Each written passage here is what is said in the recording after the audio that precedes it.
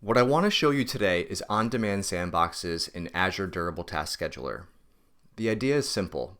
Most of the time, your orchestration runs in process, but sometimes a single step needs something different, like a different runtime, code you just don't want running inside your trusted app, or a step that's bursty enough that you don't want to think about scaling it yourself. On-demand sandboxes let you offload exactly those steps to isolated compute while everything else stays exactly the same. This demo is a good illustration of that.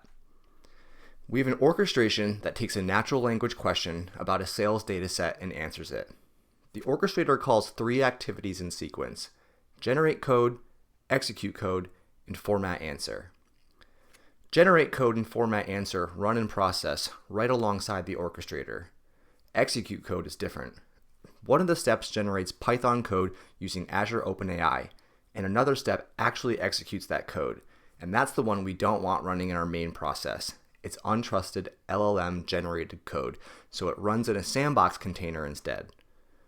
And during the fan-out phase, it can spin up multiple sandbox instances in parallel before fanning the results back in.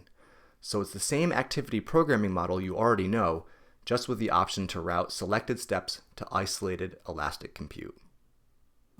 And here's what that looks like in code. One generate code call, a fan out and fan in around execute code, and then format answer. The orchestrator itself has no idea that execute code is going to run in a sandbox. That's configured elsewhere. Over in the main app setup, this one call, enable sandboxes, is what opts this worker into declaring sandbox profiles. That's the only change to the host setup. And then you define a worker profile. This is where you say, here's the container image, here's the CPU and memory, here's the max concurrency, and here's the activity name that I'm claiming.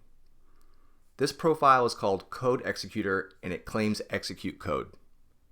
That's the boundary. Generate code and format answer stay in the main .NET process, and execute code goes into isolated compute. And because max concurrent activities is just one, during the fan-out, DTS can spread work across multiple sandboxes at the same time. The code that runs inside the sandbox is its own separate project, and it's also pretty simple. It registers the activity and calls use sandbox worker, and that's it. DTS injects all the runtime settings when it starts the container. Before we run, here's the dataset. It's a simple sales CSV. It's got columns for date, region, product, units, and revenue across Q1 2025. It's nothing fancy, but there's enough data to ask real questions about. This is what the generated Python will be operating on.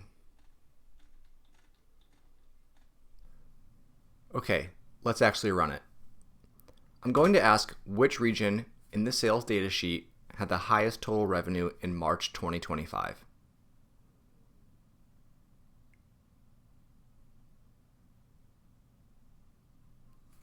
And there it is, West. Now let's go to the dashboard and walk through what actually happened. Here's the orchestration instance. You can see the full timeline of what happened, each activity call, when it ran, and how long it took. If we open up the activities, we can inspect the actual payloads, the natural language question that went into generate code, and the Python script that came back from Azure OpenAI. The Python script and CSV chunks that got handed off to each execute code call, and the partial results that came back from the sandboxes. The orchestrator collected all of those and passed them to format answer, and that's where the final answer was produced. The whole thing is fully observable. Nothing is a black box. And here on the Sandboxes tab, you can see the code executor worker profile, the CPU and memory shape, the concurrency limit, all exactly what we defined in code. Below that, you can see each sandbox execution that ran for this workflow. So how many spun up, how long each one ran, and you can drill into the individual logs for any sandbox to see exactly what happened. So the code that executed inside, the output it produced, and any errors. This is the isolation boundary made visible. That generated Python never touched the main process. It ran out here, in a fresh container managed entirely by DTS. On-demand Sandboxes lets you write your orchestration the same way you always would.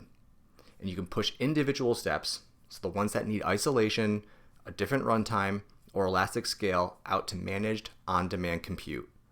You don't provision it, you don't scale it, and that's the real value. The full durable task programming model with the flexibility to run any step anywhere. Thanks for watching, and I can't wait to see what you build with this.